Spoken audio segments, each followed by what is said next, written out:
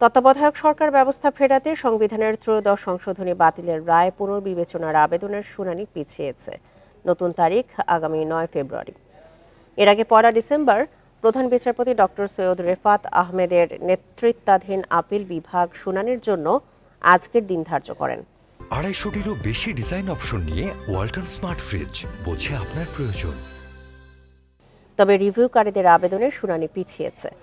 সাবেক প্রধান বিচারপতি খায়রুল হকের দেয়া সংবিধানের ত্রয়োদশ সংশোধনী বাতিলের রায়ের বিরুদ্ধে রিভিউ আবেদন করেন বিএনপির মহাসচিব, সুজন সম্পাদক ও জামায়াতের সেক্রেটারি জেনারেল।